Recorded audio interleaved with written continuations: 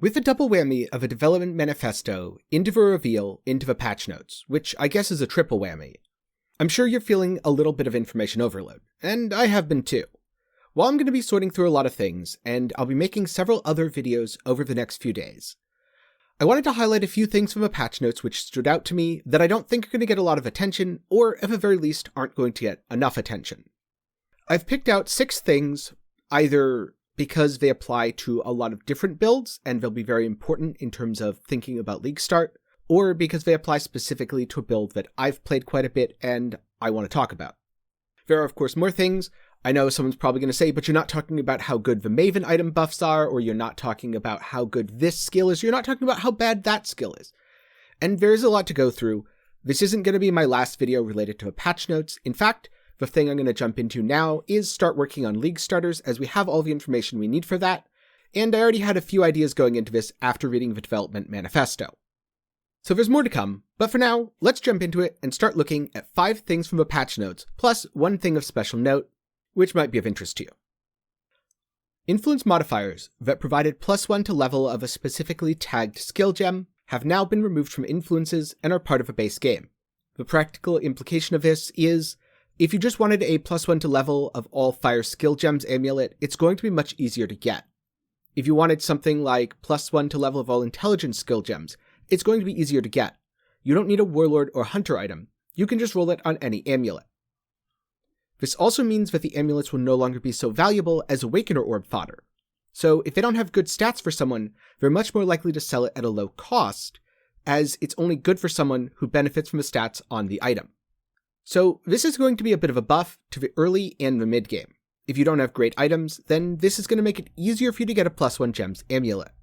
On the other hand, it's going to make it a little harder to get a +2 gems amulet. Before, you could just kind of smash together any old bases with an Awakener's Orb, and at the very least you'd have a +2 gems amulet. This would probably cost you about 5x, and you wouldn't really need to do anything else. If you wanted to make it really fancy, maybe you could do some metacrafting, reforged suffixes, and you'd be good. So now, if we're talking about the endgame items, the upper tier of items, things that aren't perfect but are very good, those are going to be more expensive. You're going to have to roll them, and the tags are likely going to make it a little bit harder. In this regard though, blocking as many prefixes as you can and then fossil crafting it could very well be your best answer. And then, to swing around to the other side, the highest high-end items are even better. Before, you were limited by hunter influence. It was always going to be hunter and one other influence. Now, well, you could roll your item, and it could be on a Shaper Elder base. And then you get a Shaper and an Elder suffix that you force via metacrafting or other methods, or maybe you just get lucky. This will mean some very crazy high-end amulets. And the same goes for the shields. Max res is being moved to a suffix on these items, so it's going to be a lot easier if you just want +3 max fire res for your RF build. It's going to be a lot easier if you want +2 all res because you don't like dying. It'll be a little bit harder to get +2 all +3 max. You can't just Awakener Orb and slam them together. But similarly, it also means that you're not tied to the previous influences. You could do something that's completely crazy and out of a box, like +3 fire, +2 all, on what is ultimately a Elder Crusader item. This change is good for the early game, it's good for the mid game, it's maybe not as good for the early late game, but I think there's enough power available that no one's really going to miss it that much. Reddit will certainly complain though, that never stops them. And it's also pretty good for the ultra endgame, though at a very high cost. Next up, Recoup. One of the strongest recovery mechanics in Path of Exile currently. It's second only to life gain on hit, and even then only in some cases.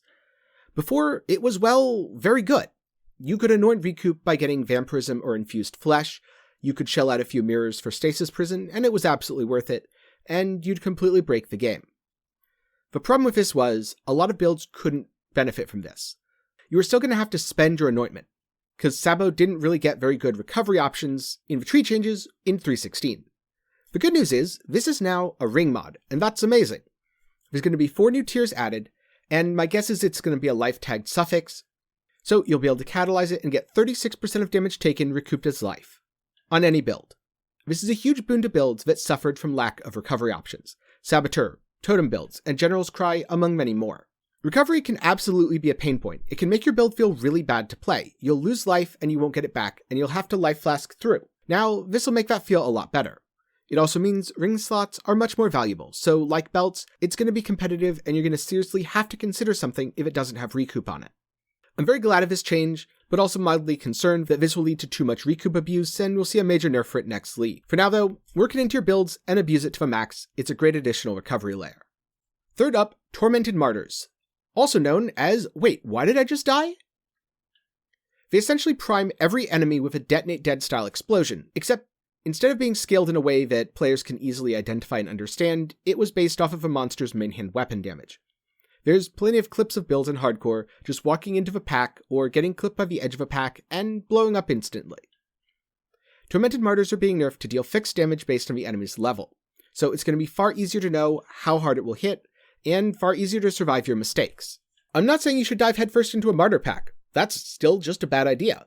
But I am saying, if you do it, you might go down to 200 health and live, instead of being instantly obliterated.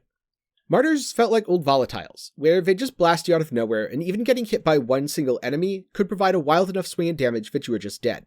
This change is probably going to go into the radar just because most of the time people are less upset or take less notice when they don't die as compared to when they do. But this leads to less deaths which feel unfair and feel bad, so it's a very good change.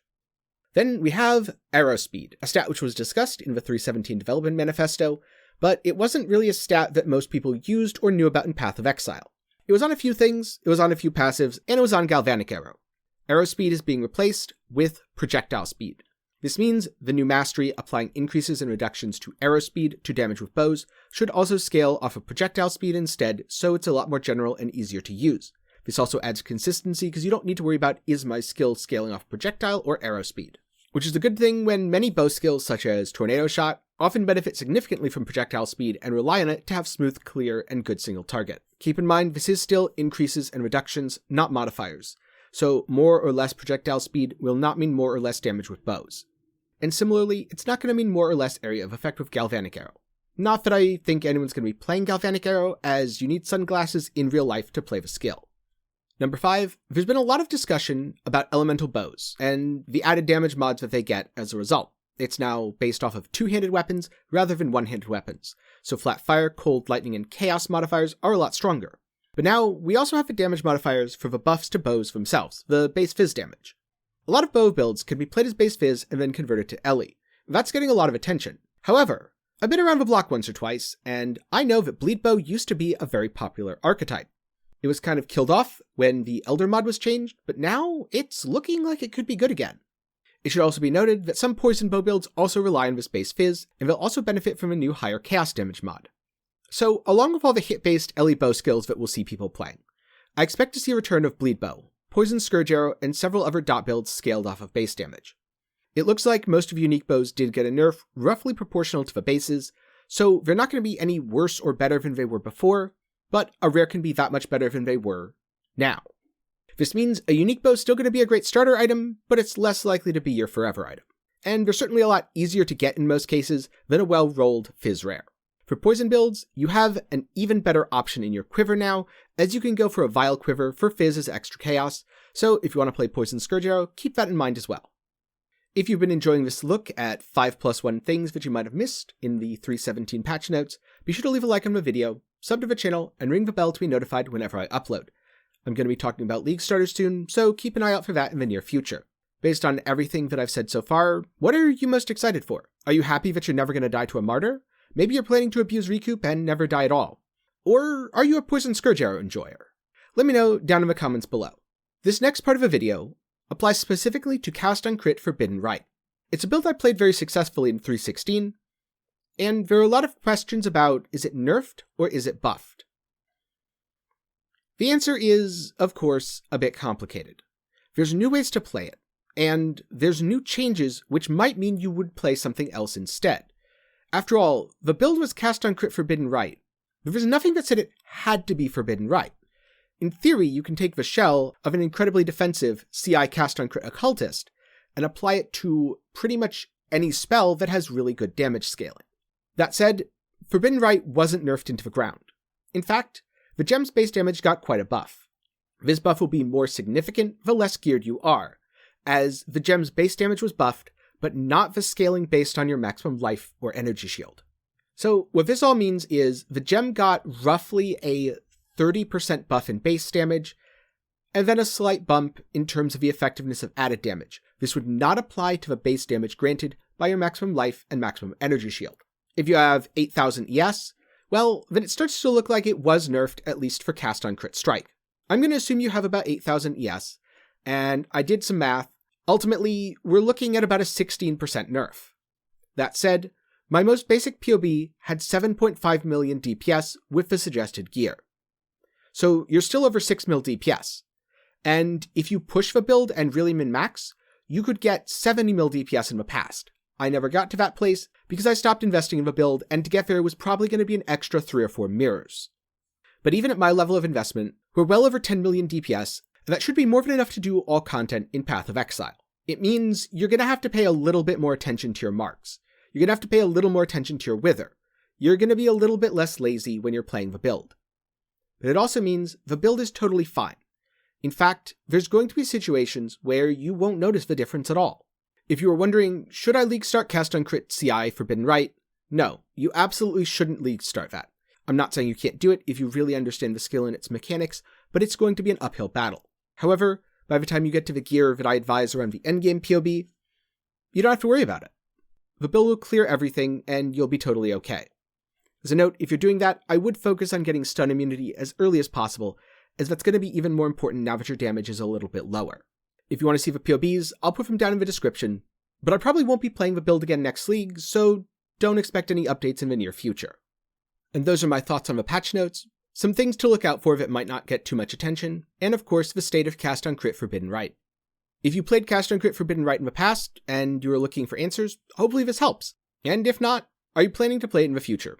I'd love to hear your thoughts down in the comments below. Thank you for watching. And again, a special thanks to my patrons and YouTube channel members. If you want to support me, you can do so by clicking the links down in the description below or on screen right now. You can also support by making purchases through my Nexus page. Or if you just want to chill and hang out, be sure to join the Discord. Again, links for everything are down in the description below. Thank you, and have a great day.